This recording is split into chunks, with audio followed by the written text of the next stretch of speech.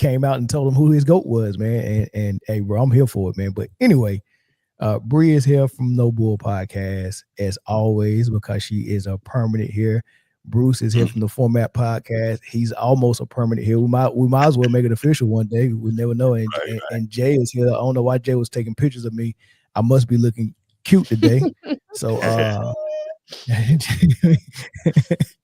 Jay was taking pictures.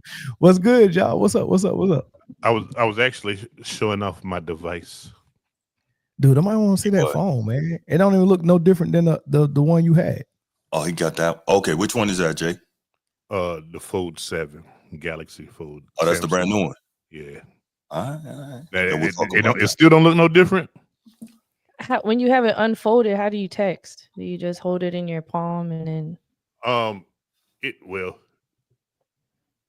It's a big keyboard coming up. Oh, okay. Okay. That's smooth. That don't trash. That don't trash, man. Shout out to Know Your Boy Sports. I ain't seen you in a minute, dog. Right hand Cam, what's up? Autism boy, what's up? Cottage, what's good? Hernandez here. What's up, Hernandez? That's smooth, Jay. Your daddy's smooth. That is not smooth, man. Mill's a hater.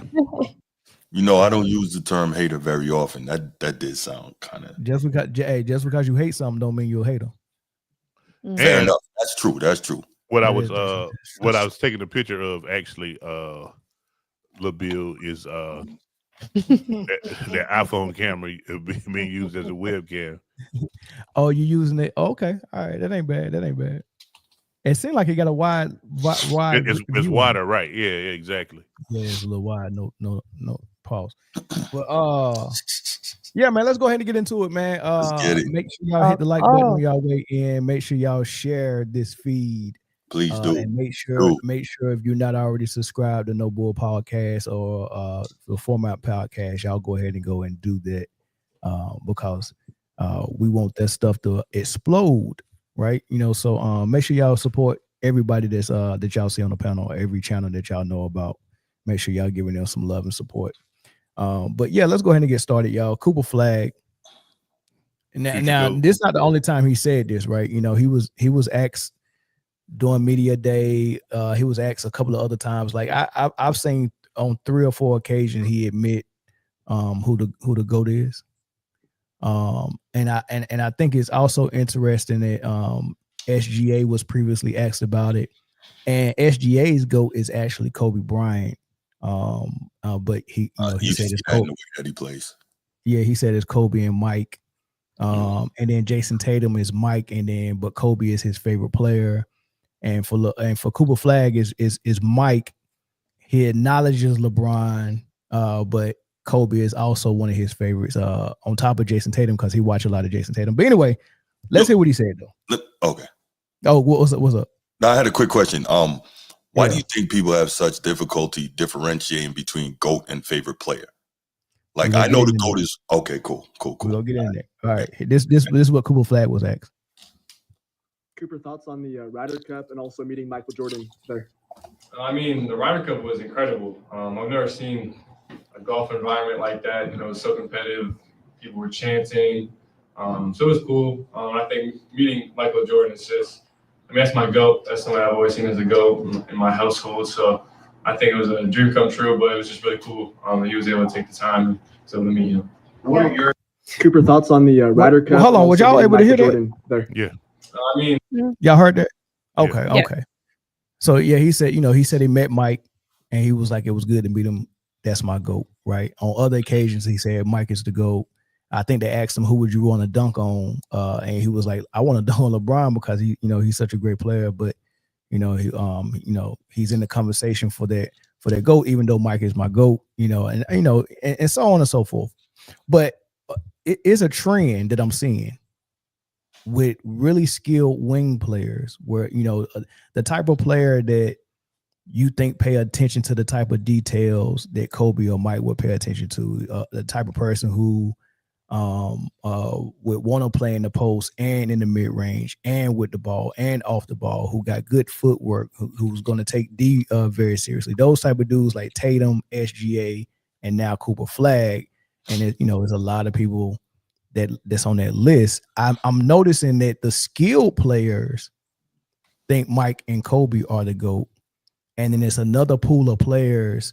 If you just take out all the players that played with LeBron, because they're just compromised, they go say LeBron just had a friendship. If you take out the players that played with him, the guys who haven't played with him is going to be guys like Kendrick Perkins and, you know, maybe some football players like Shannon Sharp, or maybe some non-athletes like Nick Wright, in my opinion, right? It's a different pool of people. Why do y'all think these new kids that are skilled are picking Mike still 30 years later as the GOAT? Well, before I'm gonna answer that, but I'm gonna take a different road. Okay. I seen a Cooper Flag video, and I think I sent it to you, where they gave him a pack of basketball cards from 2006, the year he was born. Right. And a lot of the players in there, he knew about half of them, and half of them he didn't. But the first card was Hidu Turkoglu. Mm-hmm. He was like, I've never heard of him. Now, mind you, Jordan was long done playing in 2006. Okay. Wow. So to answer your question as easy as possible, his game is timeless. And if you want a timeless game, you have to study good game. You know what I'm saying? And so I think that's why I like the skill players. As someone that coaches kids in sports, I may tell my kid, hey man, go look up this guy, you know what I mean? No matter what sport that I play, what sport I'm coaching, I'll tell kids, hey man, watch Kobe Bryant interviews. Whatever you about to do, go watch some Kobe Bryant interviews. Watch the Rock interviews. These are guys that will give you inspiration through their insightfulness and their approach to things, not just, you know, just sport of basketball or whatever with Dwayne Johnson, but just the approach to greatness. Michael Jordan interviews, and but more than just Michael Jordan interviews, if you're coaching basketball, you tell your kids to watch the intangible things that Michael Jordan did. You know what I mean? I've never seen one of his fadeaways look different. I've never seen his release look different. You get that by muscle memory and practice and practice and practice and practice and practice to so much it's natural as breathing to you. You get what I'm saying?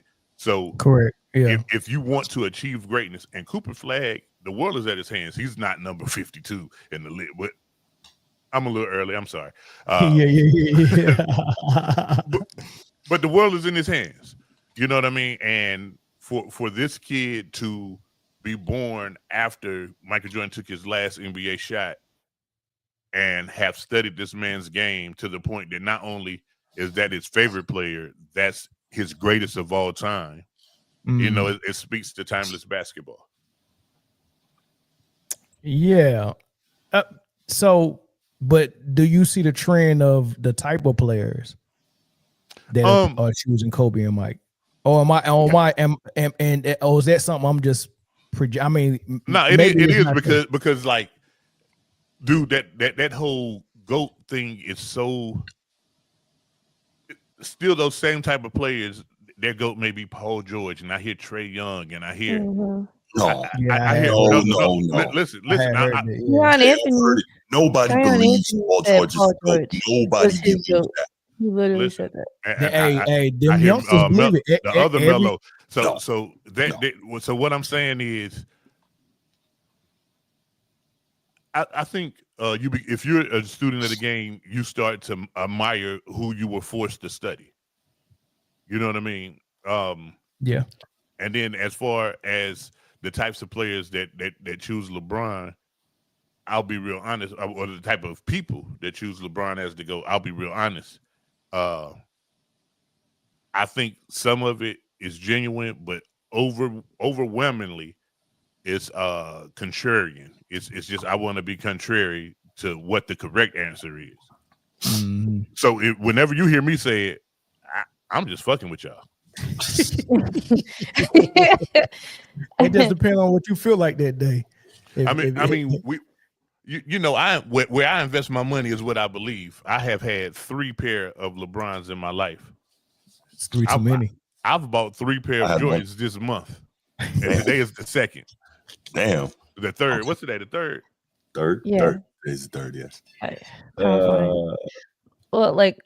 Well, so Mel, to answer your question, I never thought about it like that. So it was a really interesting point. And then me being a basketball player, I started thinking about my own biases and the type of players I gravitate towards, like Tyrese Maxey and Kyrie Irving, and then even Derrick Rose, my all-time favorite. I'm like, okay, my games were similar to them. So to answer your question, I can see where you're going with it, and it's not too far-fetched.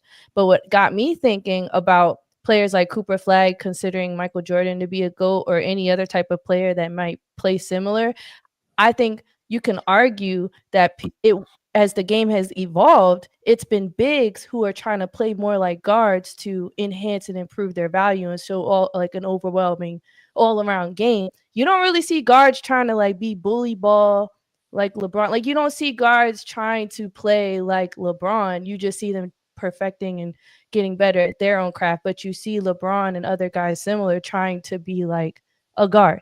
So I started thinking about that, and I wanted to kind of put that perspective out there.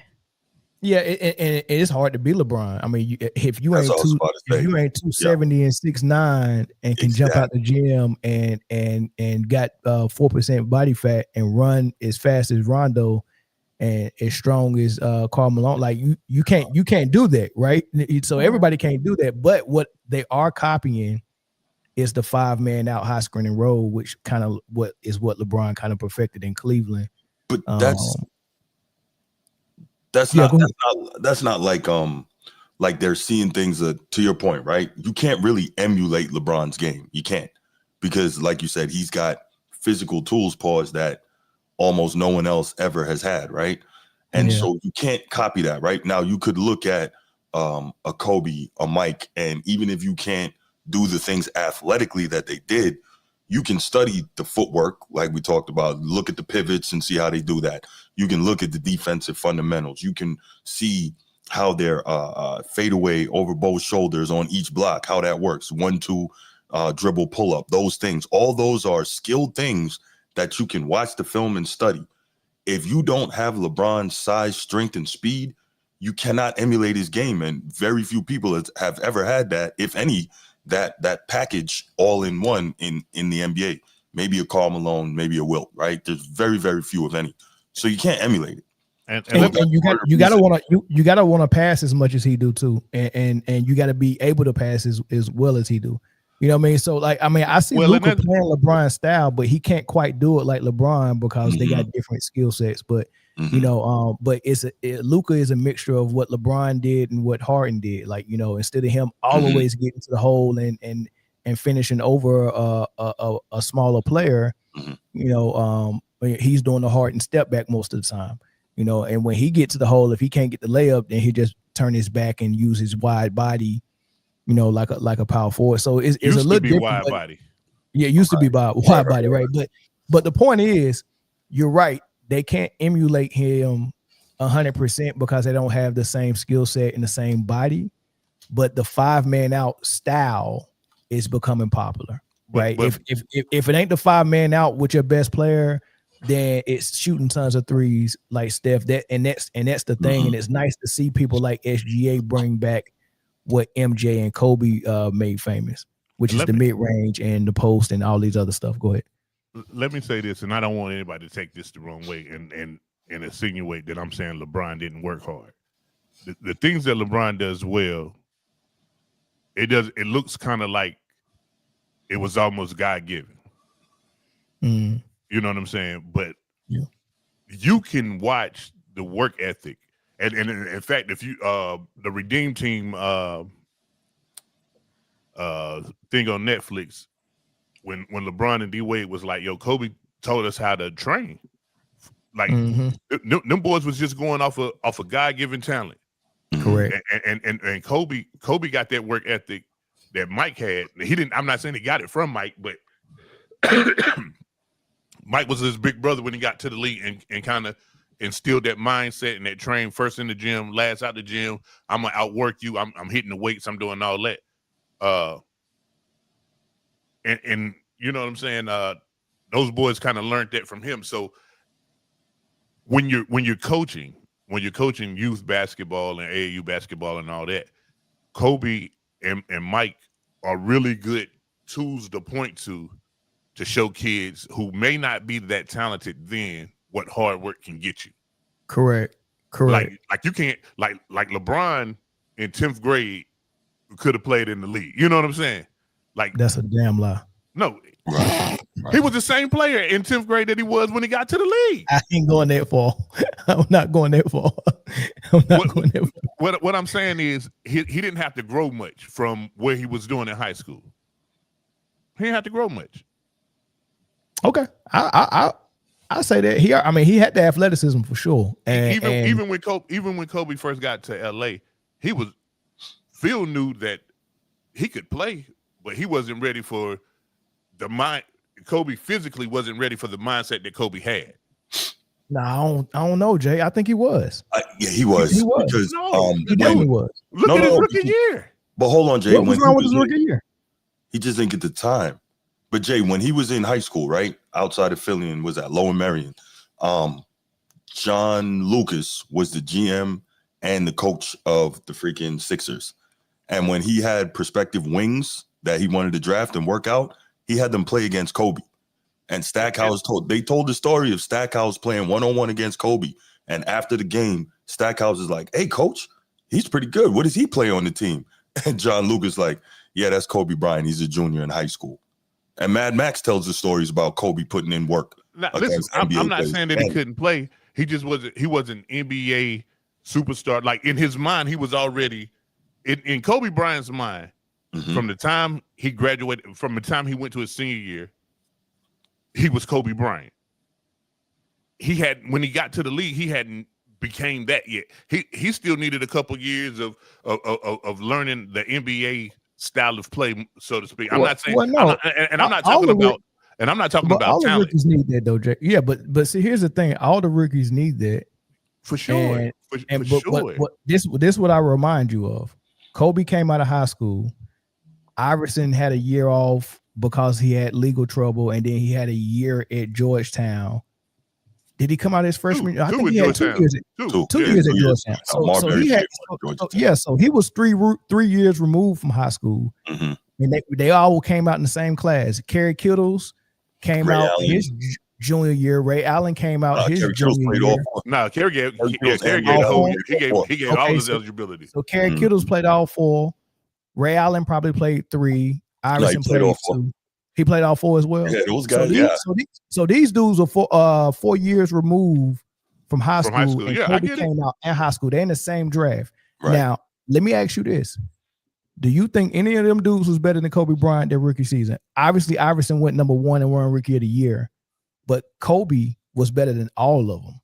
So if Iverson was ready enough to play 82 games and win Rookie of the Year, Kobe was as well. I don't like so the thing that you just said you wasn't trying to say. Those years that they had out of high school, there's some development mentally that's happening. Kobe 18, he's a kid still. Yeah, but these same dudes will tell you when they came and played Kobe in LA, they were partying and Kobe was going to the gym to work out. Listen, I get all of that. I'm saying is what I'm saying Kobe is wasn't old enough to go anywhere either. I don't think that Kobe at that time was better than AI. Everybody else we can make a case for. I think he was better than AI. I think ultimately he got there. Nah, he was better than AI. What you think, Brie? I really appreciate AI's game. I do. Like he was different. So in other words, you on that tree by yourself, Brody. I'm gonna let y'all spin. Go ahead. I'm gonna let y'all spin. I'm gonna defend it. Go ahead. Go ahead, Brie. Well, my defense is, and I liked the versus. I mean, not that Kobe didn't have it either, but I do appreciate how small AI was, how explosive he was, and his ability to finish on anybody. Like, I just really appreciate that. And just like similar to how you say not too many people can emulate LeBron in his size, not too many people can emulate an AI and what he's done at the size that he's at. So I would say that at that time, AI was better in the time. And nobody and it's not a knock for Kobe. That's tough. It's No, not but a knock listen, for Kobe. but what's the We're just evidence of speaking that though? specifically to that time. I don't think so. I don't think if I've evaluated. So if Kobe was if ready, Kobe would have got drafted by Philly, if Kobe and Philly was don't ready, have no team, and they say, hey Kobe, go out there and take 25 shots just like AI did, but AI was in LA with Eddie Jones and Nick Van Exel and Shaq. What I'm saying, if Kobe was ready, then Phil would have sent Eddie Jones and Nick Van Exel ass out. No, a Phil year wasn't earlier. there yet. It was Dale Harris. Well, Dale Harris would have sent him out. No, that's not true. There's quotes, and me and Mel talked about this before. There's literally quotes from people that were on that team saying that Dell just wasn't going to do it.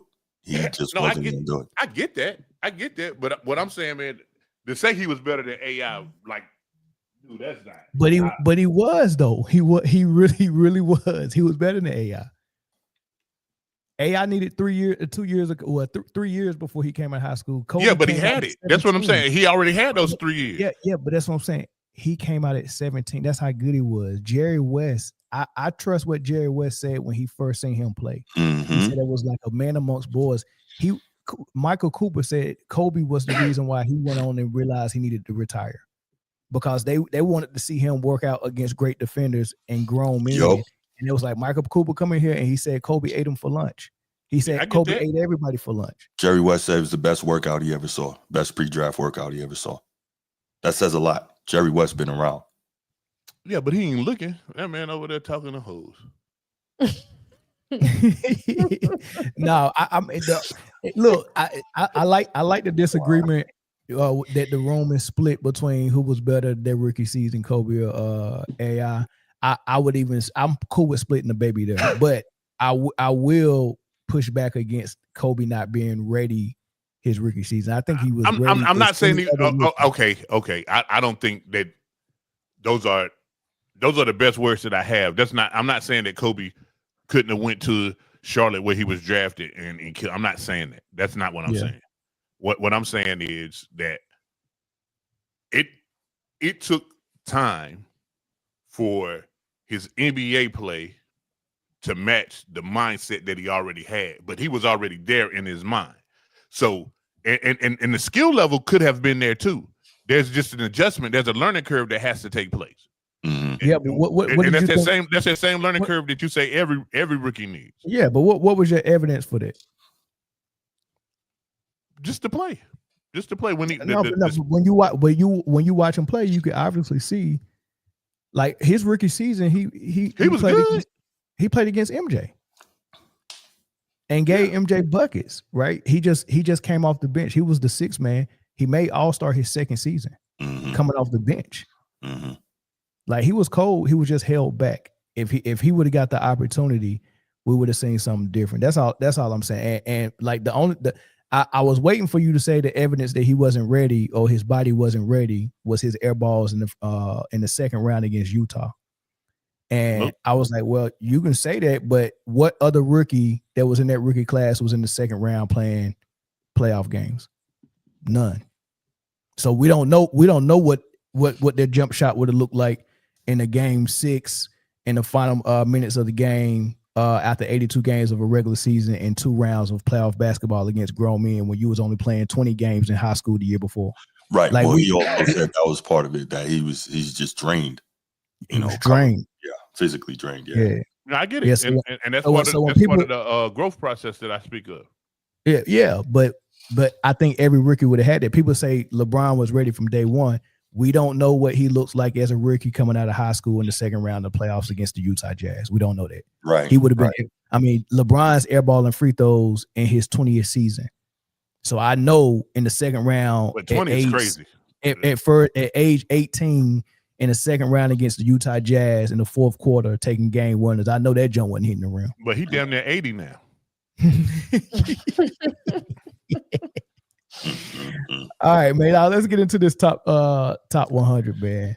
Oh, here we go. I'm Hold about on. to get Before we Yeah. go, anything left to say? Coop Flag is early pick for Rookie Oh of the yeah. Year. Oh, nobody Yes, else. You don't like Tyrese Maxey's running mate, Edgecombe, Bree? Oh, I mean, VJ's probably going to be solid because he's playing alongside Tyrese Maxey. That's going to definitely help. I'm not so Tyrese Maxey bias. But no, for real, Cooper Flag is different. And this Dallas team is nasty. And I think he's a perfect fit for this Dallas team. And I'm really excited to see what he's going to do coming off the bench. And he might eventually get that starting spot. I would not be surprised. It ain't might. I bet you before Christmas he'll be starting because it's a business. And I'm not saying he'll be ready to be starting, but it's a business. I mean, look at what he was already practicing with. He was already practicing with Team USA. Yeah. Y'all remember that? I do remember that. He gave them buckets too. And they said he was he did work. Yeah. He did really well. Yeah. The boy can go. What I like about Flag is that he actually will defend. Like he wants to play defense. Not like some of these people that's number one on this list. But anyway, we'll get there. Oh, yeah, man. and I like I like the, I like that he I mean he's never not gonna be out of shape. He's not one of them dudes, man. You know what I mean? So man, Dallas got lucky. All right, so let's get into the top. Yeah, let's get into the top. But before we get to the top 10, y'all, right? So the top 10 was what I really want to spend some time on, but I want to breeze through the top 50 because there's a lot of discrepancies in here, y'all. Like a lot of discrepancies, right? Okay. And I breeze through it. I was gonna put it on screen. As a matter of fact, no, I will put it on screen. If my computer can't handle this, then whoa. That's not for a new computer. If my computer can't handle this, then come on, dog. It's gonna work out. What are we doing? Ain't that right, Bree? We gonna be successful. Yes, Lord. Everything's gonna go off without a hitch. Amen. Yes, Lord. Better praise him. You better. Shoot. If you don't, these rocks will cry out. You feel me? Mm-hmm. Yeah, when I did a reaction on my podcast, y'all didn't get that one. To the top. I did. Dang, boy, tough crowd, boy.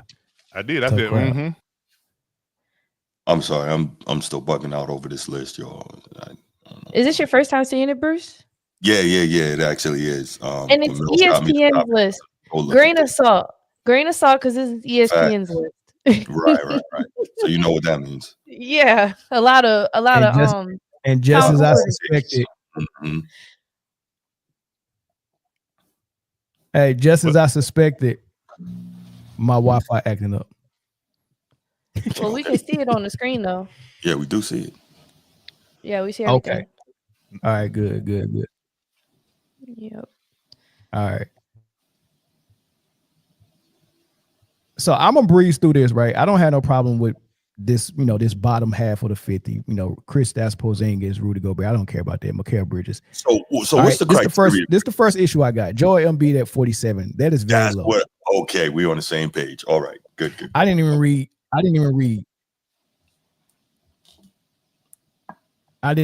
But how y'all feel about Joel Embiid at 47? Dude, did that say last year 8? Yeah, he was number 8 last year. He was a top 10. I think it depends completely on what their criteria is, but I'm sure they're not going to tell us. But there is no reason whatsoever that Joel Embiid should be number 47. That is absurd and disrespectful. Because I'm going to say this, when healthy, which is almost never, he is the best big in the league when he's healthy. Yes, I said that. The best big in the league when he's healthy. Yes, he is. Because he eats Jokic for breakfast, pause, when they play against each other. Yes. So this what I'm gonna do. Make a mental note of Joel Embiid at 47. Mm-hmm. And then as we go up the list, let's find the other centers and power forward they got that are ranked higher. I know they got Chet at top 20, I think, or top 25. They got Evan Mobley higher than Embiid too. Let's see who else is above Embiid. All right. It's interesting to see him at 47, but they still had him in the top 10 for the East Conference. Yeah. Way off. I wonder why Jamal Murray's so low. That's interesting as well. All right, so here's a big that's higher than Joel Embiid, Jared Allen. I mean, at least he's healthy. But That better was- than Joel Embiid and stuff. absolutely not. So it's No, Embiid's health. Are we agreeing that it's Embiid's health that has him where they have him? Yes. It Yes. gotta Okay. be. I guess they don't think It has to be. he go get back to But his to be that- normal self. But to be that low, and there's a lot of guys that last season who missed, but not as much as him. But 47 is kind of egregious. Disrespectful. Yeah. Jalen Johnson. I mean, he's not better than Embiid. Laurie Markkinen is not better than Embiid, but I guess they going with health. But Laurie was I guess this they half the season too, man. That's really unfortunate. Right. Yeah. They got a lot of people. Aaron Gordon, sheesh. They got a lot of people. A lot of big men, power forwards and centers above Joel Embiid. I haven't seen Kyrie Irving yet either. So maybe he's not even in the top 50. I don't think Kyrie's in the top 50. They always slight Kyrie Irving. There's Darius Garland, Ahmed Thompson. I mean, it's a tough list. The Zubac better than one. Embiid. Okay, hear me out. He's not better than Embiid, but I like his placement on this list, though. I absolutely I like that he's getting love. Yeah, I like that he's getting love 100%. I'm with you. He held it down for the Clippers last season. He was unranked He was last the year. I second love best that player. he's ranked. Yeah, he was. Yes, he was. I'm with that. Yeah. Who was the first best All player? right, it's Harden last year until Definitely Kawhi came back healthy. Yeah. Okay. and even though Norman Powell was their leading scorer on their team, he still wasn't. He's probably the third best player on the team. Darren Fox, Sabonis. Dang, he better than Embiid. Lord have mercy. John Morant, Franz Wagner. I like Franz Wagner. Jaren Jackson Jr., Scotty Barnes, Trey Young at 29, Tyrese Maxey at 28, Anthony Towns. That's all right. Now here's another problem. Yeah. Why the hell is Derek White? Yeah. You know, he's ranked higher than Drew Holiday. I think Derek White is higher than Drew Holiday and Kyrie Irving. But if you look at Derek White and Drew Holiday, Derek was more consistent offensively, more reliable to go to him. And I would say out of their whole team, he was their third option even before Porzingis. You think you're better than Drew Holiday? Yeah. Yeah, I do. I think Drew Holiday's slowing down a lot, man. He's getting to the end. He's not the same player he was. Yeah. So when did Derek White become better than Drew Holiday? Last year or this year or what? Yeah. No, last year. And it's because of age. I think age plays a role, but I'm a Celtics fan, full disclosure. So I try to watch as much as those guys as I can. Derek White is really reliable scorer, shooter, becoming a better distributor, and obviously very good on the ball defender. Maybe not quite as good on the ball as a healthy Drew Holiday, but I think overall, he has surpassed him as a player at this point. Yep. And I even like Derek at the one when Tatum and Brown were out. Derek was able to slide, and I would trust him more with the ball than Drew. And he could give you 40. I don't think Drew Holiday can do that anymore. You can't or not asked to in Boston. That's a good point. Well, I guess we're gonna find out now, right? In Portland, he gonna have I don't to. think he can anymore.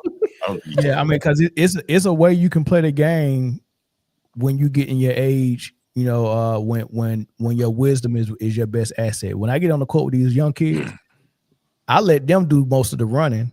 You know what I'm saying? I'm not trying to get up the court before everybody and do all that running. That's working a little smarter. So Derek White's youth.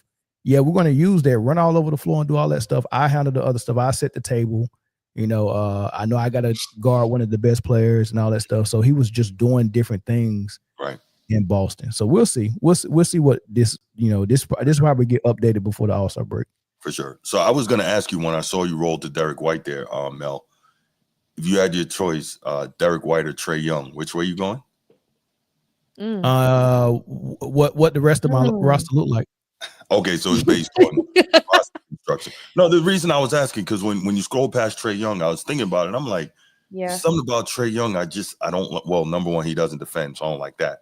But even Right. beyond that, like his gaudy numbers don't really lead to wins, other than that one year they went to the conference finals. You Yeah, know? but it's because he's the number one in Atlanta. Okay.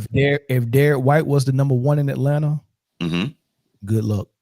They No, wouldn't I win mean, shit. Derek White's not a number one. He's not. Go ahead, Jake. Yeah, exactly. So how can someone that is a legit number one not be better than someone that can't even sniff being a number one?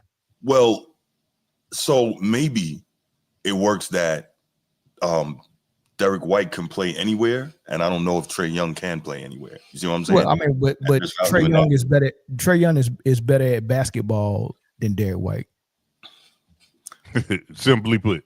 Yeah, it's obvious when you add up the amount of hours and the amount of natural talent both these players got. It's obvious Trae Young has accumulated more. If I was to ask you, who you think been in the gym from age 5 to now shooting jump shots, Trae or Derek White? It's the one that shoot the best. It's Trae. Well, he's got more range, but does he shoot the best? I love this. better in the mid range. I'm glad you brought that up. He's got a high better from 3, even though he doesn't have the range. And here's the other part that I'm always going to go back to, and this is going to be my argument with Jokic. We got to start penalizing dudes for only playing one side of the ball. Like, I agree. Go ahead. I agree. And look, that's why I'm not mad at them having him ranked where he's ranked. But I mean, let's make no mistake. Trae is trusted to be a number one for a reason.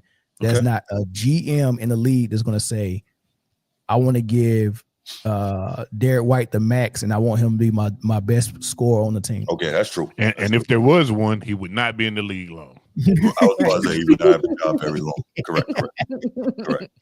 But is that always a good thing though? I can see Dunleavy Jr. Nah, I mean the knock on Trae Young is he's 5'8" with his shoes off. And in 5'7", if you get past that curly ball spot. Yeah. So look, Bree 5'7". So and Matt Bree, can you be the best scorer on the Hawks right now? at 5'7". Like, coach. Imagine how good you got to be at 5'7" to be the best scorer, and like you're getting double teams, and you got to provide 25 points a night. And you I'm gonna have a teardrop 3. To the ceiling every time. You know what I mean? So back to your question, who would I rather have? It depends on the roster. If I got a roster where everybody else is big and can switch the positions and guard off 4 or 5 positions like what they had to put around Steph Curry and Golden State, then yes, I take Trae. But if I don't have that, like if I don't have Wemby, Jimmy Butler and Cooper Flat, like if I ain't got those type of size players, then then give me Derek White. Okay. Shout out to Motown Chris for the super chat. Bro, that's a big one, boy. I don't know if you can get this back. What's up, gang? Sorry I can't be there. That man hit that extra zero. Yeah, that man hit that extra zero. Yeah, we sure appreciate that super chat. And Big Game G said let not know what I'm talking. James shouldn't be top 10. Oh, okay. Yeah. He said it again. Thanks for the super chat. That man said, I need to get more bread. Yeah. He had to put it in there. All right, Sangoon. Now I like him a lot. He might be the second best big in the league. And you know what? I'm not mad at that. This might matter or not to people, but it matters to me. Just watching so many players be injured and then having an 82 game season. He played 70 something games last season. I just want to point that out. That's pretty impressive, and that's high value. Any team is lucky to have a big playing that many games. And that's after he tore his ACL. I think his numbers this year is about to be crazy. I think he's going to get off this year. Right. We just need. With KD. Would he be better if he was a little quicker, or is it more important that he focuses on his shot? I don't need my big man to be quick. I do want him to be able to hit that Loading. jump shot a little bit though. Mhm. I want him. Yeah, I love him in the post, just like I Right. love Jokic in the post. But every now and then I want him to be able to step out like Asia Wilson and hit that elbow or that free throw line extended jump shot. I want to see that. Okay. Maybe even a 3. But I think he's too low. I think he is top 10. Am I Wow. Oh wrong? wow. Not Let yet. me look at the top of the top 10. Sengun is really good though. I like him a lot. I disagree with at least 6 of the top 10, but Right. I agree. There's definitely 10 So wait, players better okay. than Sengun. So But is I this got the list running for centers, by the way, y'all. I have that list running. bad? For the centers, what Yeah. what is it? So 47 is Joel, 45 is Jared Allen, 36 is Zubac, 34 is Sabonis, and now 25 is Sengun. So question, y'all. So they're hitting up Embiid for being injured and missing a lot of games last year, which is presumably why he's where he is. But they still have Wembanyama at number 5. Make it make sense. Well, I think it's also with the knowledge of knowing that What was wrong with him? he still don't have a return date. They still saying that they're gonna have to manage his knee, so all season long. He might not be able to play back to Load back. management. Yeah, and when Was he this came back last year, he was a shell of himself. Embiid. So Yeah. like, yeah, Okay. he can't jump and play the defense like he used to. He can't run the floor like he used to. Right. Oh, it's over Yeah, for it's- him, no doubt. Yeah. But I'm just saying though. I mean, you're basing it off of last year, but you got Wemby up here. And I like Wemby a lot. I think- But Wimby made a full recovery though. Okay, that's fair. I just seen Phoenix Bully and Alyssa Thomas got a player control charge, but they called it on Vegas. And early Sabali did the same thing in the post. It was player control, like it was 100% charge. Now the player was moving a little bit, but it was like push off, like it was bad. And Phoenix got both of the calls. They up 16-10 right now, but I thought that was interesting. 17-10 with 4 minutes left in the first quarter. Chet at 24. I like. I mean, I love Chet's size at the rim of defense. What disappointed me about Chet in the championship? What's that? They could have won that. They could have won that championship a little easier if Chet could hit a 3. Like Chet, like they could just leave him. I thought he was a better shooter than that. I did notice. I agree. I do notice that Oklahoma City is not as good if Chet isn't producing. When he's out there and he's not scoring, and obviously Jalen Williams and SGA can take on the brunt of that and they still be okay. But with Chet scoring too, they're darn near unstoppable, impossible to beat. So Chet lack of scoring, that's those games, especially against Minnesota, you saw them struggle. And the 3 is the shot they was giving him. He's got to be able to hit that like on a. I mean, what level? I mean, he don't need to be Kevin Durant. I was just about to say why. Because if you watched the finals last year, that was the shot that was giving OKC trouble because that's what they was giving Chet, and he couldn't make them pay. He couldn't make them pay, man. Go look at his numbers. He couldn't hit that 3, man. They was giving it to him, and I was like, man, if he could hit that, it's over for Indiana. It's over for him. So I hope that's what all he worked on because he was a good shooter in high school. I think they let him play a little bit too much center at Gonzaga. And I think his guard, he just kind of like put his guard skills on the shelf. But in high school, he was a unicorn. Like, Yeah, I remember. He need to hit him on a Porzingis level because you can't leave Porzingis open. Yeah.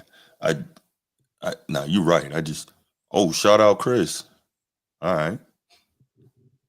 They want you to think Jokic is better because he does more, but Sengun is a better center. I want my center to be a center. Houston gonna be sneaky good this year. I don't think it's gonna be sneaky good. Thanks for the super chat. Chris, real quick, why is Houston gonna be sneaky good? God, dog, man. Well, we'll get to it next. We got an opportunity on that. All right. James Harden at 23. Siakam, Bam, Kawhi. That's another injury guy. Trash. They didn't drop him as low as they didn't drop him as low as Embiid, Jalen. I don't think they got Tatum on here at all. 19. Nope. No, I didn't see Ain't gonna him. play the whole year. Yeah, he may- Jimmy. I mean, not. Jimmy And, might be and he high. don't, who knows if he'll come. Y'all saw what he said in the media about like Who? just being unsure of himself and if he really has Who? what it takes. Maybe he was just trying to be Oh, Tatum. raw and authentic. Yeah, maybe he was just trying to be relatable. Oh my God! Look, he need to Sounded stop soft. this. He need to stop this whining and begging for attention, man. Sorry. I'm a Who said diehard that? Celtics I fan. appreciate him being Chill with all vulnerable. that. I do appreciate any man being vulnerable, but when it comes to basketball and hooping and being a top dog, this is why a lot of people, not everybody, struggle with him being the face of the league. He says Who we comments like talking about that. again? Jason Tatum. Oh, made- okay. He had made some time comments, and don't quote me here, but he did pretty much say there's been many points during his recovery that he wasn't even sure. He's nervous. He's not going to be the same player. He's not sure of himself. Stuff like that. And that's why he can't be the face of the league. No, that's Any other Lord. player that's great enough to be face of the league would never voice something like that because they that's know they're that, going to put in the work that's and that baby hair talking though. they believe they're going to come back better. Can you imagine Kobe saying that? Kobe was 137 years old when he ripped his Achilles and he believed he was going to come back better. Come on, man. Come on. Right. This is why I can't rock with Tatum in his face of the league talk. How about you just go out there, ball, win chips, and let it fall where it may? That face of the league, that ship done sailed. Yeah, That's SGA. But Paolo at 17, I think he is another guy. I think Paolo. So far, Paolo and Sangoon, I think both are top 10. You think Paolo's top 10 already? Yeah, who are you taking out of top 10 for? When we get to that, I'm curious to see who you're taking out for Paolo, and I don't knock it. And I wish he didn't get hurt last season. We could have really seen more of him. Right. But Let me ask you this. LeBron's in the top 10. We'll cheat a little bit. I know we're going to get to it when we get there, but really quick. We ain't got to stay on it long. Really quick. LeBron's in the top 10. Let me ask you a question. If Paolo was on the Lakers instead of LeBron and it was Paolo and Luka, do you think the Lakers are better? Ooh, I don't know. That's about why better. he's top 10. I don't know. Paolo was honestly, I don't playing know. along. But they're certainly not worse. Right. Great point, Jay. I don't know about better. I but think they're don't better know. defensively. Obviously, they're younger and more athletic. I don't know The about only better. the only thing LeBron can give the Lakers that Paolo can't get is navigating the playoffs and wisdom on that. Right. But you got to get through 82 games to get to that part. Right. The 82 games, I'd rather have Paolo. Right. I think he's gonna be more of a problem for defenses, being that he's young and like you gotta stop that, man. He put you in the post, you gotta double. He gets you on the island 1-on-1, you gotta help. Like he's just a problem. Give me Paolo in the top 10 over LeBron, and give me Sangoon in the top 10 over I gotta see who. I gotta look at it. I'll tell you when we get there. I take Cade Cunningham in the top 10 over LeBron too. Cade Cunningham, a bad man. I like that. Dangerous. Nice. He made the Pistons better. How he took a bottom at the bottom of the East and took him to number 6. But the crazy thing, he's not even like a volume scorer, and he defends and he passes. Like, he's huge too. Really good all around player. Yes. Really good in the mid range. Like, I like him a lot. Oh yeah. Cade is for real. Yeah. All right, Devin Booker at 16. They dropping him Free down Devin Booker, every year. It's no free Devin Booker. He wants to be there. He doesn't care He about does want to be there. I saw the comment. He said he'd stay there forever. They've been so good to him. Devin Booker, Free that man. As he should. Why should he leave? I'm not mad. I don't like the organization as a I whole. think Devin Booker's too high. Yeah, I'm good. How low would you drop him? Oh, about 22. Like 22 places, or he would be 22. Yeah, like no lower than 22. Oh, okay. Ain't no way. Nah, I can't say 22, dog. I can't say 22. This is fun. I can't wait to get to the 10. All right, Anthony Davis, 14. He's another guy I put in the top 10. So far, I got four guys in the top 10. Anthony Davis, Sengun, Banchero, Kyrie Irving. They're all top 10 to me. So who's coming out of the top 10? So Kyrie Irving ain't even on the list, is it? Where Kyrie? No, I don't think Kyrie on the list. Number 71. Gucci Man was on the list, and not Eminem. I'll take Kyrie off then since he hurt. I'll take him off. But Anthony Davis, Banchero, and Sengun. All right, so you got three guys. So who's coming out of the top 10? LeBron, Brunson, and who? Nah, the three that's coming out there for him is Steph, LeBron, and KD. LeBron and Brunson. Evan Mobley, better than Embiid. Listen, I don't like him. And Banchero. Here's my thing. I don't care how good a player has been. If you don't have the pressure on your shoulders of being your team's number one, and you have the luxury of having a number one, like Evan Mobley has Mitchell as a number one and Garland as a number two, he gets to roam. I'm just gonna rebound, play defense, and I'm just gonna get dunks and alley oops. And he ranked higher than both of them. You get what I'm saying? Like I get it. He's a good right. Point. I'm like, dude, stop putting number threes over number ones.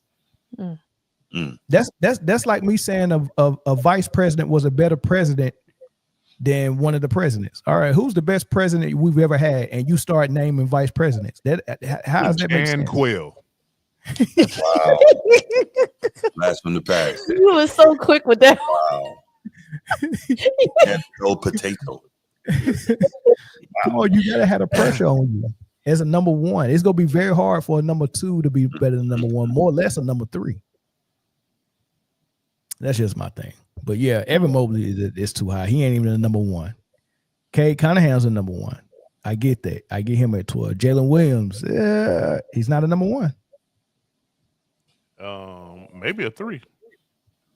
I say he's a 2. All right, so let's get to the top 10. The top 10 was interesting. Top 10 was very interesting. Yeah, I hate number one. I ain't even gonna lie to you. I think you can just keep scrolling down within the 50 article. Nah, that was over. Yeah, I couldn't. Oh, okay. Because okay.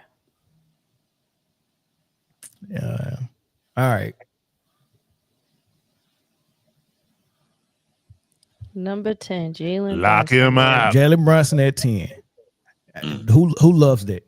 Nobody. I don't. I don't like him at 10. I think Banker. I think. You know what that is, though? I would rather have Banchero. Nah. So what this is, though, this is the power of New York City and what that means. When you do anything there, y'all know this, it gets magnified. So that's what this is. And then obviously, him being the man, and they went to their first conference finals in 25 years. So like the article says right there, that's the power of New York City. He's really good, but he shouldn't be number 10. Nah. When I see him, go ahead, bro. Go ahead, Jay. Nah, I wasn't. It wasn't adding to this at all.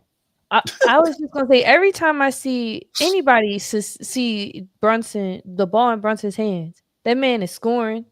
He's drawing a foul, or he's potentially making a play. I kind of saw his playmaking fall off a little bit, but like he's very unstoppable once he gets into the paint. Dude, Banchero averaged 26 points last year. That man looked like I don't like men's no more. He do look like him, though. He delivered. Mike Delivered Jones. I think that's his name. Yeah, Banchero averaged 8 rebounds.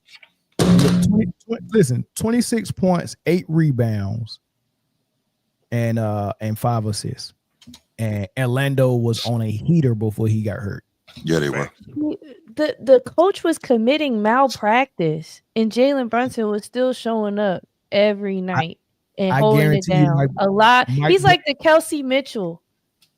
Sure, I give you that. But I guarantee you, Mike Brown, if he had an opportunity to trade Jalen Brunson head up for Banchero right now, he would do the trade before he even called Jalen Brunson.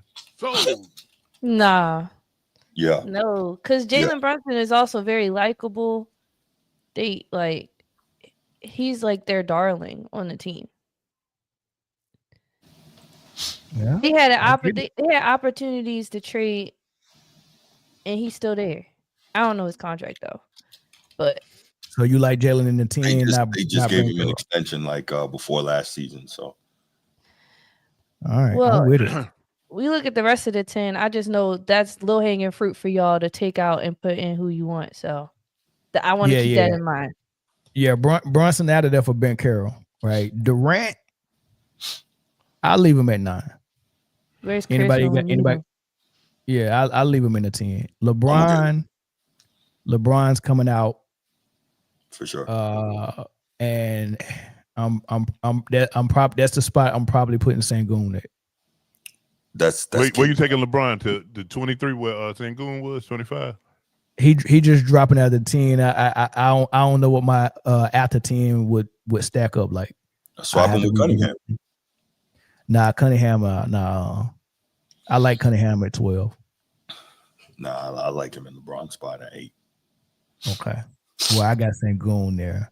That's cool. And then I would let Sengun take Curry's spot at 7. And then Steph, I got AD in that spot.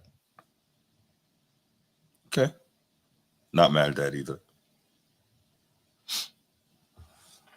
Anthony Edwards. I don't like it. I would have put Anthony at 10. Yeah, 6 maybe at 11 or 12. But I know this is probably an unpopular opinion, but I am not a fan of Anthony Edwards at all. You know, he's good, but I do not like him. I don't think he's good for a team. Like, he's just good. But for a team, I don't think he got it in him to carry a team anywhere. You know what I give him credit for though, Bree? Right? He corrected his mistake this offseason. So last season, I would have had Anthony Edwards in the top 5.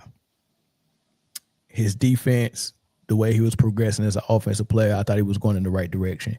When they had the Olympics and he was hanging around KD and LeBron and Steph and all of a sudden he was like, I want to shoot more threes. He thought that was going to help his team. And he shot the most threes and he made the most threes in the league. Right. But he did shoot over 40% though. So it's not like he was taking bad threes. He was but it was settled. Shot a high percentage. Say again. It was for someone in his prime with that athleticism, that speed, that power, you're settling when you take a 3. Right. So he played like that last season, and SGA was able to beat him playing a more evolved way. So what he did is he said he got a lot of tips from Mike this summer. He talked to Mike a lot, and he said he watched Kobe and Mike all summer. So he said his game is going to look more like him getting in the post, him pulling up for that mid range is going to look more like Kobe and Mike. So at least he's making those corrections. He's still young. I think he's not even, what is he, 25? He's a young dude. So he's got an opportunity to fix the mistake he had last year. So we'll see. Victor. Anthony is 23, gonna be 24. He's 20. That's crazy, dog. 23. It seems like he's been in the league so long. 23 is crazy. Yeah. Now Victor missed the whole season last year, and at 7, he missed a lot of it.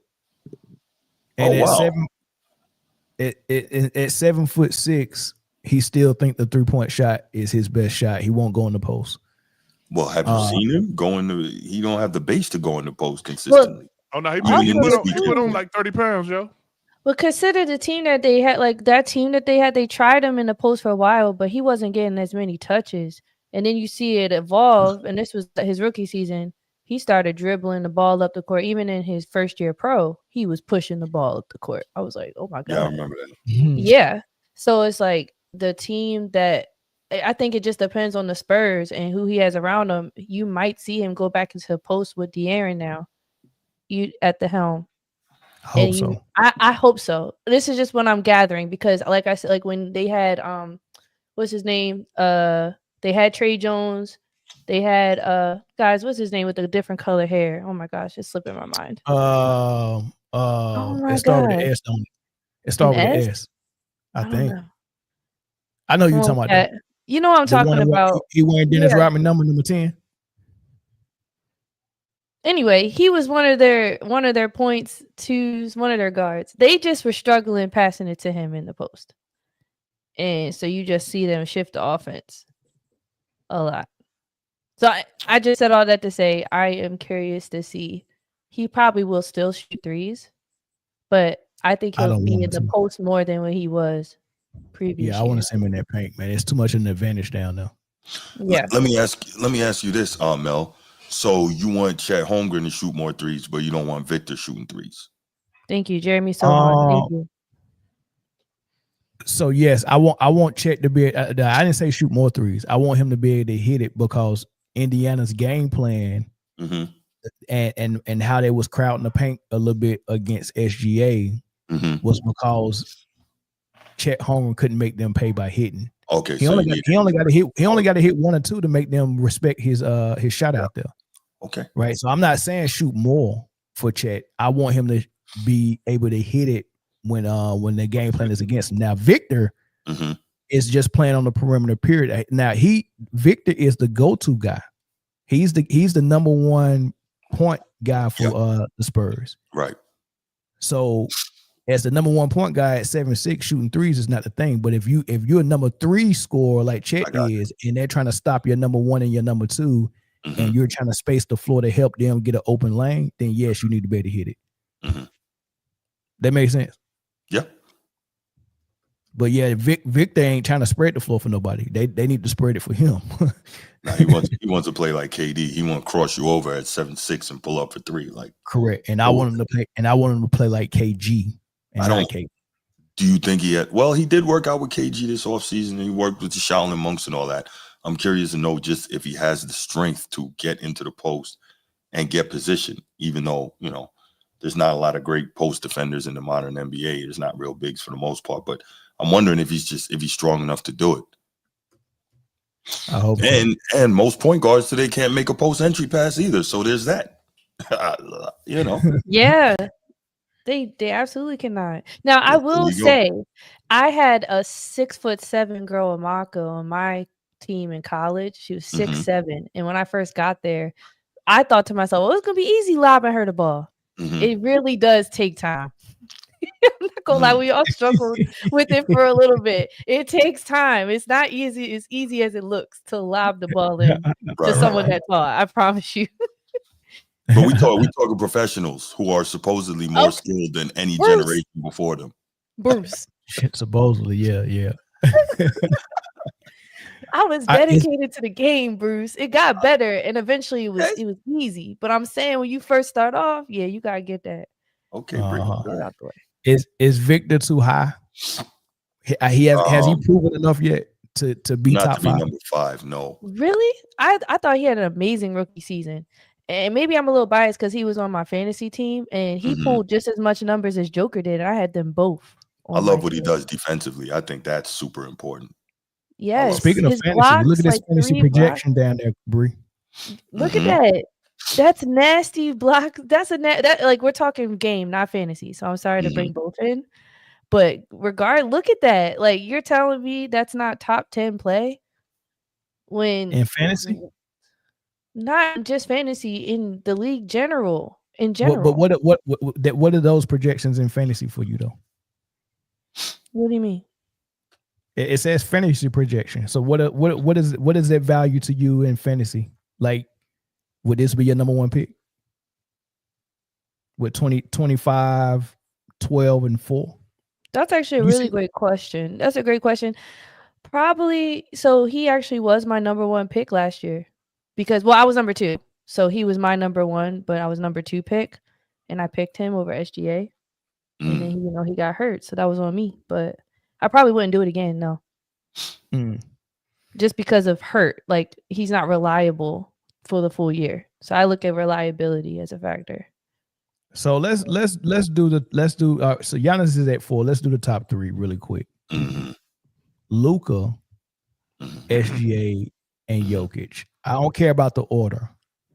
Are those the 3 best players in the league for y'all? No.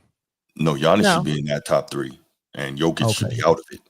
I agree. Okay, explain. Well, not with the Jokic take. I don't agree with the Jokic take, but Giannis should absolutely be in the top 3. And who's out? Jokic. I'm taking Luka out. Taking Jokic out. All right, why Luka and why Jokic? I'll let y'all explain it. Go ahead, Bree. I'm taking Luka out because as much as like we love Luka, his ability to score and make a shot, he's another guy who his range, like he doesn't have that much range as a player in general. He just draws a lot of fouls. He's really slow. And I don't like watching that type of basketball, but even though the Lakers is going to be his team and he's great, don't get me wrong, Giannis had a better season last year overall. And Giannis has been consistent his whole entire career for the Bucks. And look at how far he's carried the Bucks. So I absolutely am going to put Giannis at my number 3 and put Luka under him. All right, why Jokic come out? You know, for me, it comes down to it, and I've said it. I can't get past the fact that I've literally, you know, I'm watching Nuggets games and watching Jokic stand there in the paint, watching guys go past him and get layups, like not even attempting to defend the rim. And then, you know, you also think about it, like you've done shows ad nauseum breaking down the effective triple-double basketball and how even though you're racking up the stats, it's not, and Jay and I were talking about it before the show started, like the triple-double doesn't mean to me what it meant back when triple-doubles were harder to get, right? Like we were talking about how Jason Kidd was getting like real triple-doubles back then. And don't get me wrong, like Jokic is really good, but this talk of Jokic just being so out of this world, above and beyond everybody, I'm like, how? To me, it's like, even if he's 100, okay, you're in school, right? And you got 2 tests and you get 100 on one and a 0 on the other. It brings your average down to 50, right? So let's just say Jokic is 100% on offense. That him not defending, I don't understand how he keeps getting away with, like, people still have him rated so highly when he does almost nothing on the other side of the ball. I can't do it, and I just can't get past that. So now, let me ask you a got quick the same question. Let me issue, ask you a though. quick question, Bruce. Yes, sir. Who's a better defender, Jokic or Luka? Ooh.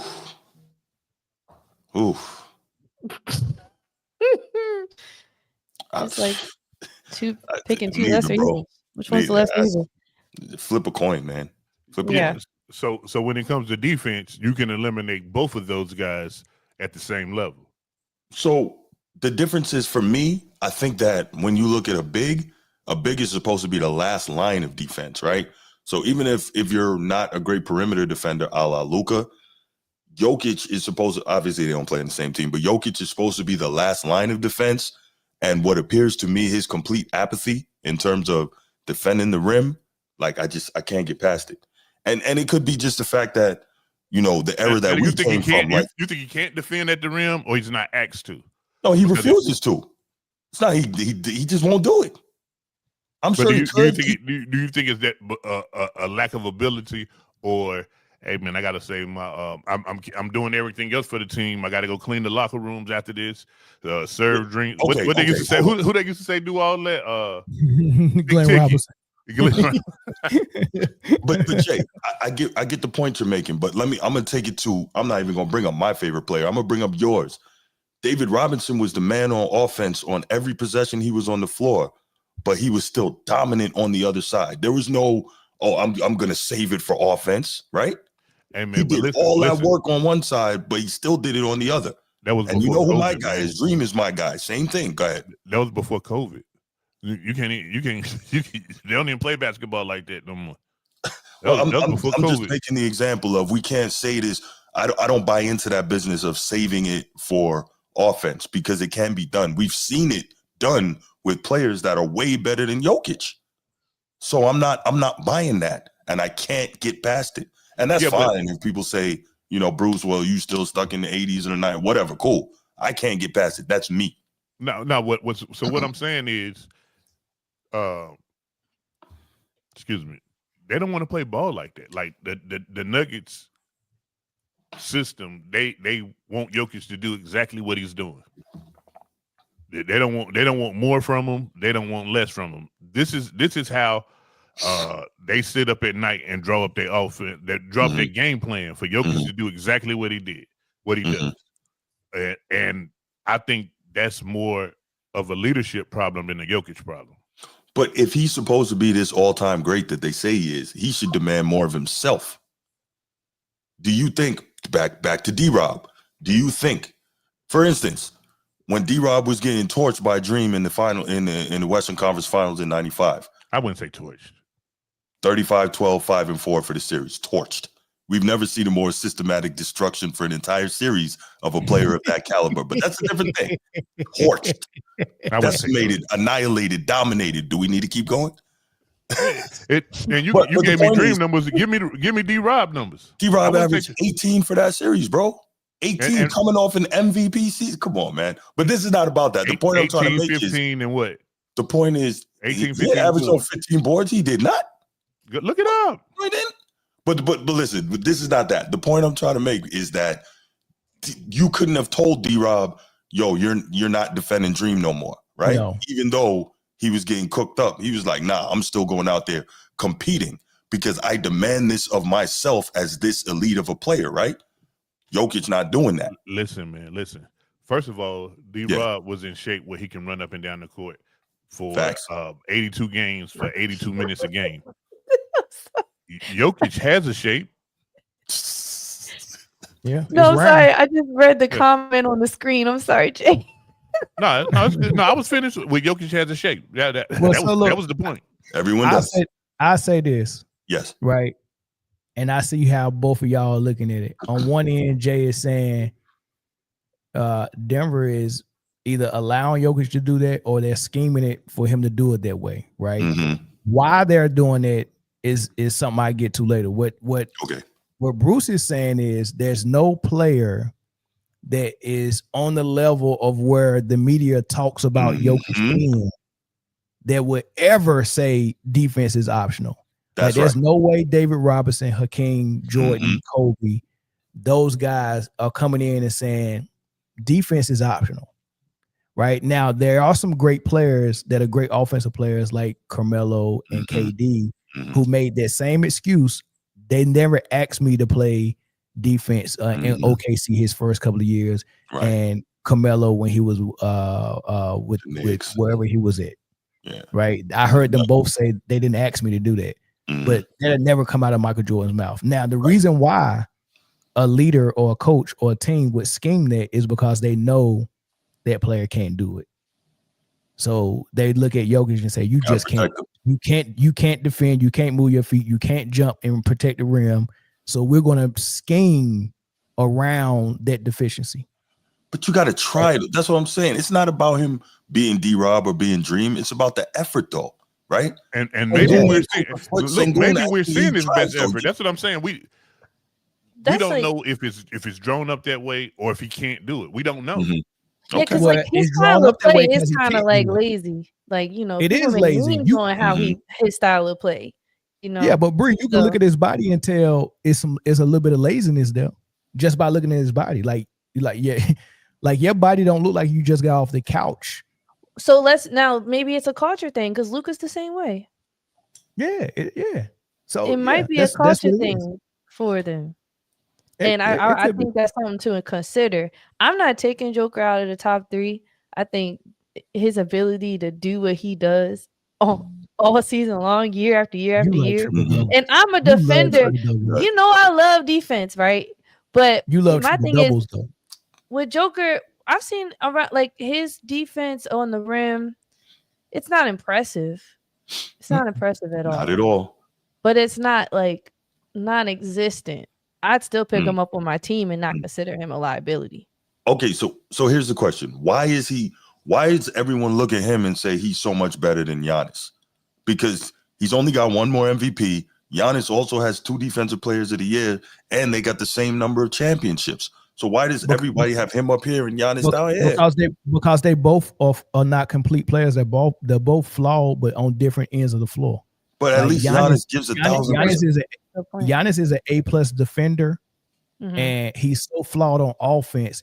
Even though you still would grade him at a B, Mhm. just because he can just force his way to the rim, but he's Mhm. very flawed. He can't shoot free throws. He can't That's shoot right. the jump shot. He Yeah. can't shoot the Right. three. And shoot it there. Right. So And he's an Joker's A not plus. gonna let you down. Right. He's not But gonna Joker pull is up an down. A plus offensive player, but an F defender. Right. So if I'm a B, like you gave Giannis, right? A B is what? 80? Let's say 80, right? Mhm. So that's an 80. And then you gave him an A plus 100 on Okay, defense, that's the right? average of like So a that's B. 180, Yeah, average of 90. Meanwhile, Yeah. you got Jokic, you gave him an F, that's a 50. Mhm. Mm. And an A plus on offense, right? That's 100. Mhm. 150 divided by 2. So Giannis still comes out with the better score, even based on what you're saying. So I'm just Correct. trying to figure out, what is it? Because if you ask me, I'm taking Giannis over Jokic. I am. Yeah, you got to ignore defense to There you justify go. putting Jokic. Yeah. And I can't do that, Mel. I know I sound like a broken record. I just can't. Sure you can. You just never tried hard enough. Don't count yourself out, Bruce. All right. This season, I'm going to I try love harder, that. Jay. You're the best, Jay. Right. Appreciate it. All right, before we get to the last topic, let's get through these super chats. Taco Master said if LeBron is top 10, then his fat ASS is top 20. Mm. You might have to be top 20 then. Luka out of the top 20, trash. Yeah, it's funny that you said Jokic was the last line of defense. Luka is the first line of defense. Supposed to be. Imagine them on both on the same team. Oh, you you don't blowing want that. by Luka and you getting at the rim and getting layups. Sheesh. Hey, Yeah. you better have some goons. Go And get some y'all be get to the noticing- Temple squad. Get some fouls in there. Y'all be noticing how mad Joker be when he gets scored on? Do you think he's mad at himself or his teammates for letting them get by the His first teammates. line of defense? Honestly, I don't see him get mad when he gets scored on. Most of the times I see him get scored on, he takes the ball out real fast and try to push the ball up floor like Steve This Nash. is very true. I see him do that, or he'll like put his head down like. So I see you're right though. As soon as they score, he's out throwing that joint. You're right. running. Yeah, they, like Mhm. Harden, Steve Nash, D'Antoni, and Jokic. Their whole thought process on scoring is, I can go right back down there and get these 2 points back. You know what I mean? That, like, instead of stopping you to be like, I can get the 2 points back. I hate that thought process, man. Taco Master, I bet money Joker was told not to challenge to avoid fouls. I believe that. Watch him contest in the playoffs after Malone was fired. We'll see next year. Or we'll see this year. Jay Water takes the shape of whatever container it's in. Is that That's true? what we're Jay? talking about. We're talking about what shape Jokic was. Jokic. He's literally paying to pack us. Like, I know, right? Jello takes the shape too of It whatever. does. I remember I used to eat Jello when I don't eat Jello. Yo, shout out to When I was Jello a kid. and Tweaker. The 9th remix. Yeah, Jello. That's another remix. Oh man, I Oh, gotta Jello listen to was more what? I things thought than you were just talking J. about, like, Cole. I thought he was talking about like Jello pudding pops. Now you can't Yeah. remix. You can't remix Jello. No, you can't. If you All right, leave it not y'all. too long, it turn back to water. So ESPN made another list. I'm interested to see what y'all think about it. So they talked about the teams that added the most value to themselves in the all season. But before we get to the top teams, I want to show you the bottom 10. They said Boston Yes, was the team that lost the most value. Yeah. And, 100%. they said that they added Anthony Simons, they added Chris Boucher from Toronto. These other guys, I don't even know who the other guy is. They lost Porzingis, Drew Holiday, Luke Cornett, Al Horford, Yeah, and they that's lost tough. Jason Tatum. I think Back 'em you up. know who. You know who I Back 'em think their biggest hit they took on this list of losses was Jason Luke Tatum. Cornett. He was on the free agency, and they should have re-signed him. They were fools. That's literally the one guy they could have lost. No, No, that dude was man. he was an effort guy, man, and Yes. you need those guys. You need a guy like that coming off the Listen, bench. They give Luke Cornett, Jim Cornett, Luke Kuechly, Luke from 90210. They'll give all that to get Jason Tatum back right now. They don't even care. Like, dude, the biggest loss for them is their number one is not suiting up all year. Yeah. And I don't know if Jaylen Brown has what it takes to be the number one. Well, we're gonna find out. And carry the team. Like not the Jason Brown that is today. Because we've seen a different Jason Brown over the years. I mean, I'm sorry, Jaylen Brown. I was saying Jason. We've seen a different Jaylen Brown over the years. Well, Bree, this the part that you're gonna see. We really gonna see what White has in him for real. I was gonna bring that up earlier when Mel was talking about when we were talking about the White and Trae Young thing. Yeah, because he's gonna have to play ball. He can't he'll be part of the game plans now. Like, and I'm not saying that he wasn't, but he'll be a focal point. Because who was there? What was that last dude named? Josh Minoy? Is that Minoy? How would you say that? I think it's Monet. It's Minot. Oh, Minot. No one knows. Minot. I think it's Minot. Well, the Boston might not make the play-in. That's for sure. I think they might not go to the next team. And I'll tell you, hey, I was letting y'all cook, man. They're gonna need even more from Peyton Pritchard off the bench. Nah, they cooked already, man. Yeah. So here's the top 5 teams that ganked the most in the offseason. They said the Charlotte Hornets. Colin Sexton in free agency, Spencer Dinwiddie in free agency, and drafting Knuppel. I want to see what he's gonna do in the league. I didn't think of him as somebody who should have been drafted that high. Maybe it's just a weak draft. Oh, you ain't watched Duke? That boy's a burner. I did play. I'm not. Of course, he can play. We'll see though. We'll see. He can play. He spaces the floor. He's going to be the reason why if Ball stays healthy, Charlotte will still miss the playoffs, but they'll be close.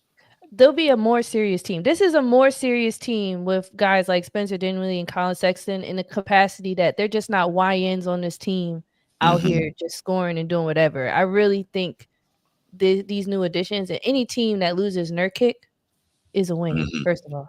And then Mason Plumlee and Pat too. Like, I think this is more of a solid team that seems more serious about making it to the playoffs. Melvin owed me $20 too. What I say they was gonna make the playoffs last year? Well, that too. Well, that's 40. Because you bet me 10 years ago that Mason Plumlee wouldn't last 5 years in the league. That first five, I don't remember that one, big dog. I don't remember that bet. I do not remember that bet, and I still don't think he's lasted. Come on. Why are we guys like Mason Plumlee, Luke Cornett? Y'all tripping. And those are the chat who said something about Luke. He just got a $40 million deal. Somebody sees value in this man. Yeah. So there's that. Pat Connaughton. They trying to build Duke in Charlotte. They trying to get all the beige players as possible. You know, I guess they want to play the right way. Right. That's I say that they want to play the right way. So hey, you ain't cheating if you ain't trying. Hey. Yeah, so Pat Connaughton, Knuppel, you know, guys that can shoot the ball and got some athleticism with it as well. Now, if they stay healthy, they may make the playoffs. I'm thinking about what they already had. I like the dog Colin Sexton bring with him. Mm-hmm. Yes. I really I drafted Colin Sexton. He's really good. He's a big player too. He's one of the larger guards. Yeah, him and Dennis Smith Jr. I like both of those pickups. I like Dennis Smith Jr. in Dallas as well. Brooklyn Nets. What? Number 14. Get out of here. I mean, Michael Porter Jr. is a big piece. Here's my hot take. And I said something about it in the group chat. Here's my hot take. As much as I like Banchero, and I know he averaged 26 points last year, Michael Porter Jr. as the number 4 option for Denver averaged about 19. As the number 1 option in Brooklyn, I'm looking for him to average about 25, 26 next season. And I think he's going to average more than Banchero in that Eastern Conference. That's my hot take. I don't know if they're going to win games, but he going to put up some points. That's interesting. Yeah, that's hotter than someone's breath. Well, we're going to see for sure what Michael Porter Jr. is doing now. Nobody believes in Michael Porter Jr. more than you and his mom. So you don't think a dude that has to watch Jokic take 25 shots, watch Jamal Murray take 20 shots, watch Aaron Gordon take about 15 shots, and he get about 12 a game, but average 19. You don't think that dude can average more than 19 in Brooklyn? Did you see him in the playoffs? Were we watching the same games? He tore his shoulder up, man. You didn't know he was hurt? He reminds me of like a guy who plays in a Catholic high school league. That's what MPJ reminds Ain't me no of, way. like how he Oh. plays. Ain't no Like way. he How he just. Okay. I promise you, it's the He system. moves good off the ball. I like how he moves off the ball. You see what I'm saying? I like that. I feel like Cameron Johnson's better than Michael Porter Jr. Ain't no That's way. why I feel like We about to find out. I don't Watch think what the he do Nets in got Denver. better. They're Watch either what going to he do stay in the Denver. same, which they didn't do that well, or they're going to be worse. So once again, we're going to the number one option. Can Cam be a number one option on the team?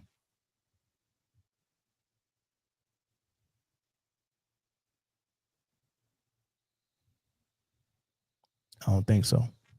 Michael But Porter. the Nets, what the Nets do is they get a whole bunch of guys who play the same position and do the same things. So They ain't never had a Michael Porter Jr. They ain't never had a 6'11" guard, 6'11" wing player that shoots it just as good as Klay Thompson. I think he'll be all right, but I don't think he's gonna like take them nowhere. yeah. Nah, I ain't say he was gonna take them somewhere. I didn't say the hot take was they going to the second round of the playoffs. The hot take is he's gonna average more than Ben Carroll. Which is what, 23? So he's averaging, or 25. How much did he? You think he's going to average at least 25 points a game? 25. I think he'll average 25 next season. Okay. He averaged 18 last season. So you're saying because he was the fourth option in Denver, now he's going to be potentially the first option in Brooklyn. So his points are going to go up by at least 6. I say this. I'm not, because it's not just that, but that's part of it. Averaging 18 as the fourth option, and then giving the keys to the city is going to look a lot different. Just like when Harden left and went to Houston and became the guy. Now I get 25 shots a game. That's going to look a lot different, right? That's the type of game Michael Porter Jr. came out of high school and college having. It's just happened that he had the back surgery and he dropped in the draft. I'm not going to deny how he can heat up, and when he's on, he's on. But the problem with Michael Porter Jr. is he takes a lot of shots to get going what he's doing, and it was being hidden amongst the stars on his team. Now, if he's about to be the superstar, I'm curious to see him score 25 points and how many shots he's going to take to do it. Well, he got 18 on 13 shots last season. Right? So, if he's getting 10 more shots, I think he can get 25, and he shoot the 3-point. Since he came in as a rookie, he shot above 40%, except the last 2 years he shot 39.5 and 39.7. So right at 40. So he's a 40% 3-point shooter. And that's all he was allowed to shoot in Denver. He couldn't handle the ball. He couldn't get no ISOs. They didn't post him up. Yeah. They didn't he had a little pull-up action sometimes. They didn't run him off no screens. That was all Jokic is going to set you up and you catch and shoot the 3. That was his job. And now that's Cam Johnson's job, and Cam Johnson's not going to get no plays called for him. It's just catch and shoot off a Jokic pass, and Michael Porter Jr. is about to get the offense ran through him. 25 easy. You don't think, Bree? You still don't see it? No, your explanation makes sense of why you think that. That's one of those you just got to see. Mm-hmm. Yeah, we got to wait and see. Yeah, that's one of those. Dallas was the third team that won the most in the offseason. Y'all agree with that? I love this. 2 people. Golden Flag and D-Rush. This team is about to be nasty. They kept PJ Washington. They kept Najee Marshall. Okay, they kept Daniel Gafford and Derek Lively. And now you got AD. Bro, their bench, their third string. I'm guessing them right now, y'all, but my God. No, keep gassing. I'm loving it. No, I'm with you. I'm in the car with you. Crazy. I love D'Lo on this team as well. That was another tough grab. And Klay Thompson, I think he's gonna have a better year this year. He's living good. From North Carolina some love too. Shout out to J. Cole. Who? Nah, my other Fayetteville. Nah. Can you show my Fayetteville brother some love? Please don't do that. Don't do that, Bree. You're talking about Dennis Smith Jr. Dennis Smith Jr. Can you please? Bree? No, don't do that. Bree. Oh my goodness. Bree, don't do that, dog. Bree. I wish I had a mini J on my shoulder. No, you don't. Bree, we live, Bree. Come on now. Come on. Don't come on, gang. Stop playing with me, gang. We live, Bree. Come on, show them some love. J. Cole's part owner of No. the Hornets. I really hope a great season for Okay. them. All right. You know what? Say less. That's messed up. Well, I'm gonna show Dennis Smith Jr. some love. Yeah. Yo, it's a beautiful stopgap to have until Kyrie gets here because he's a starter, and in his ability, he's got ability to be a starting guard. He a little bit of injury prone, so it's good that you can have him now and then be an insurance policy before Kyrie gets back. His defense is crazy. His athleticism is crazy.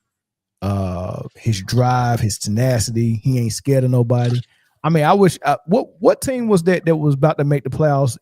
But they had just cut Dennis Smith Jr. earlier that year, and he happened to see that team the last season of the game, and they needed to win that game to make the playoffs.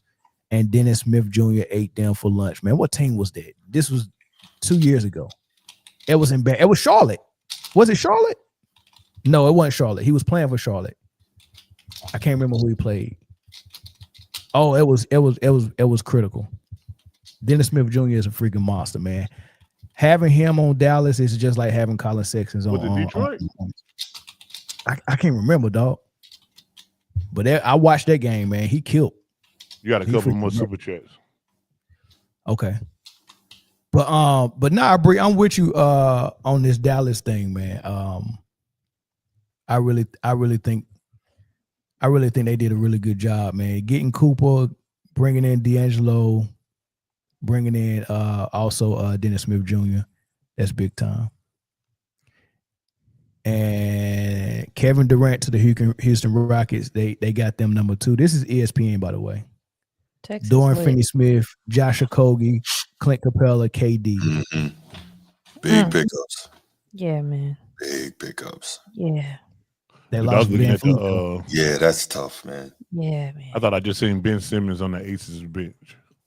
On the so stupid. Yo, Jay, you a fool. It wasn't him. That's Kirsten Bell. He's probably My bad. I was like, huh? you talking about Kirsten. Like I We just almost- messed up. I was No, like, dang, what the- Kirsten Bell do look like Y'all so daggone Jay, you stupid. a mess. it was a quick glance. Like Kristen Bell, the actor? Kirsten Bell on the Aces, she's a starter. Oh, okay. Boy, this game ain't nothing but shot making. It ain't a lot of defense. They playing defense, but ain't nobody really missing. and ain't no I defense for no made shot.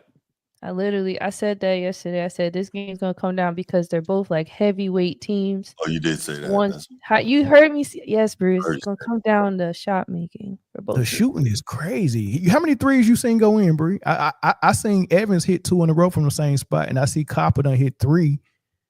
Couch butt hit 1. I'm like, man, this threes all over the place. Chelsea Gray is couch butt, by the way, y'all. So, real quick, I know we're not talking WNBA here, but Right. another chip here and maybe a finals MVP. Are we cementing Asia as GOAT? I mean, Can't cement it, but she right there. Yeah, she definitely in the conversation. Don't know if it is. okay. Don't know if it is. Anything left on the Rockets before we see the number 1? Drum roll. Clippers. They gained the most value despite the Kawhi Leonard stuff. They got the Clippers at number 1. Dude, they added 7 senior citizens. Bro, Bradley Beal is still a young man. He's got to be 40. That's Bradley Beal. John Collins is still a young man. They got Brooke Lopez at the rim, and he can hit the 3 and spread the floor. That was a huge pickup. That's right a when win for Zubac go Zubac. down. Yes. Look, the stats still say that Zubac is the best center in the league when it comes to defending Jokic. You don't even have to double Jokic when Zubac is on him, right? But the issue last season in the playoffs is when Zubac got in trouble, they had nothing for Jokic. Now they got Brooke Lopez. Great pickup. That's all I gotta say. I don't And then think it's Bradley number 1. Beal, Though. I still believe what Houston added was more impactful. So you would have Houston at 1, Clippers at 2? Houston at 1, Dallas at 2, Clippers at 3. Bruce? Yeah, I think I'm good with it. Did the order the way ESPN got it? Yeah, I'm okay with that. I'm okay with that. I got Dallas at 1, Houston at 2, Clippers at 3. Why Clippers at 3? Well, I mean, I believe in the Uncle Drew team. Don't get me wrong. I think they're gonna have a great season. But in terms of value, how much more Chris Paul? I don't think Bradley Beal is that great. So he didn't. I mean, I don't. This team is gonna be injury prone for sure. I enjoy John Collins though. But like, the value is gonna be in if this team stays good. And some could argue and say the same thing for Dallas. But I got Clippers at 3 because I'm just not a fan of Bradley Beal. I don't like Bradley Beal. But as a team as a whole, are they going to be better than Dallas? I think Dallas is going to be better if they played against each other in the regular season. Dallas is going to be better. They're going to end up coming out with that win. I guess it all depends on which player go get hurt first, Kawhi or AD. Damn. And if AD gets hurt and had to miss games, can Dallas sustain that better than the Clippers? Because I think the Clippers are in better position if they lose Kawhi for 10 games. You got Harden who can lead the pack, and you got Bradley Beal you're gonna move now. So now that Chris Paul is on this team, is he gonna come off the bench behind Harden as the 1, or he gonna start and shift James to the 2? You bring that old man off the bench, just like Sam Cassell when he was in Boston his last season. Okay, so you bringing him off the bench, you bringing John off the bench with him in that second unit, John Collins. If Kawhi's healthy, my lineup is Harden at the 1, Bill at the 2, Kawhi at the 3, John Collins at the 4, Zubac at the 5. That's a good lineup. That is a great lineup. That's a good lineup. And then I get to come off the bench with CP3, Brook Lopez, me, you, Bruce, and Fiend there, P there, Silk there, Mama there. Yep. Yo, let me ask you this real quick, Mel. As you mentioned earlier, that Zubac statistically is the best defender in the league against Jokic. Why is that? Why do you think he's able to not lock him up but control him as well as he does? A couple of reasons. One is going to be another offensive foul that they called the block. That is insane. They just not gonna get the aces none of that tonight. I'm gonna say my point while Mel's looking at the game. I think because Zubac does this thing where he's. I'm sorry. With Zubac, he's kind of pressing. He'll like ride a big person. I'm trying to figure out how to say this without sounding crazy. But he'll have it like he'll be right up on him, and it seems like with Joker, he kind of baits him to shoot, and then he recovers really fast for his size. That's one of my reasons why I feel like Zubac is solid in how he guards Joker. Yeah, the body type is similar. So this is what Jokic is very good at because he can handle the ball, and he can use his body and shield and get to his spots and stuff like that, right? So and he plays on the perimeter a lot sometimes. So when he plays on the perimeter, remember most teams don't have a big man on their squad, so they try to handle Jokic a couple of ways. They'll put a smaller player on him because they know he's gonna be on the perimeter. And they put a smaller player on him. They can move with him and not let him get to a spot. And then every now and then he just go in the post and destroy them. Or if you put a big guy on him like Brook Lopez that he can't destroy in the paint, he'll just go on the perimeter and foul bait and get to the hole and all this other stuff. And Brook Lopez can't move his feet like that. With Zubac, he can defend both. He quick enough to move his feet, and his body is big enough to withstand the punishment he try to give him in the paint, and he stays disciplined and don't jump a lot. So going through his chest and through his body, Zubac absorbing all that. He not too small, not too skinny. Like AD was too skinny for Jokic. Even though he's a better defender than Zubac, he just too skinny and frail for him. But he can't go through Zubac and he can't blow by him on the perimeter.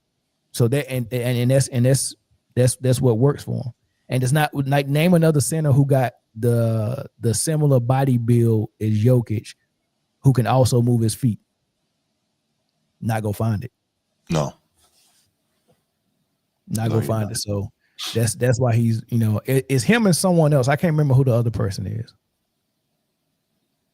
But it was two guys. I think Zubac was number one. It was another guy that was number two that was the best Jokic defenders. It was another big man. I can't remember who it was though. Can't remember, but all right, y'all. Was it Jarrett? That was somebody you probably wouldn't expect. Draymond. Nah, it's Draymond whenever they turn the foul sliders off. Let me get to these super chats before we get out of here, y'all, and then we can watch the rest of this game. Yeah. Taco Master said, "We believe in MPJ, man. Then we're gonna regret it." Hey, it's gonna be so funny. They really think they're gonna get more out of Cam Johnson than they get out of MPJ. But it's gonna be some games because I like Cam Johnson as a defender, and he can shoot it, man. He can shoot it just like MPJ. But like people don't understand in that system, all you getting is catch and shoots from the three. Like there's no other freedom for nothing else. But that was under Michael Malone. They have a new coach now. That's true. That's true. That's true. Adelman, right? David Adelman. Yeah. So if they do, but he was Mike Malone's assistant, so it might be that different. But that's true.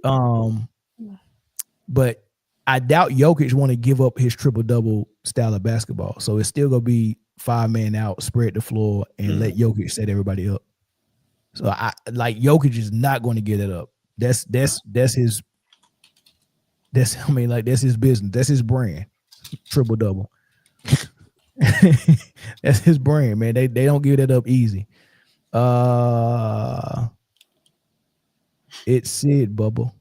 LeBron at number 8 makes sense. ESPN moderates this season, not legacy. 40% analytics, 30% expert votes. That's GOAT conversation consistency. SWAT just gave it. That's 70%. What are the other 30 coming in? That's not how math works, but that's cool. My bad. 1999 super chat from SWAT, man. Appreciate you, brother. All right, y'all. I don't think we got nothing else, man. Yeah, that's it, man. Oh, that's the same way she hurt her ankle last game. Coming off the screen, somebody stepped on her right foot. Ain't it the same exact play from last game, Bree? That happened against Indiana the same exact way. Oh, then she did it again? Golly. Oh, that looked like it. Oh, yeah. Bruh, she done twisted that ankle 3 times in the last 2 games. Ooh, golly. See, if she would have had them Angel Reese's on, she would have been straight. The strings tight as possible. Get back out there, champ. Yeah, for sure. But she 1,000 years old, though. You ain't never twist your ankle at that age. Yeah. You ain't never try to get out of bed at that age yet. Yeah. That thing ain't gonna heal. She had grandkids. And she got a wife, so good luck. Come on, ma. You know I got a wife. Wow. Yo, wow. Man. Yo, wow. Okay, it's definitely time to close. Yo, wow. All right, y'all, man. Thank y'all for joining us on the stream, man. Thank y'all for the super chats and all that stuff, man. Next time we come on here, man, we'll be taking our usual phone calls and all that good stuff, man. But appreciate y'all for joining us on Friday, man. Thanks, Format, for joining us. No it was doubt. good to see everybody, man. Good to see Bree and Jay. Y'all my dogs, man. Likewise. Yeah, who y'all? Always Let's a watch pleasure, this game. fellas. All right, peace. Peace.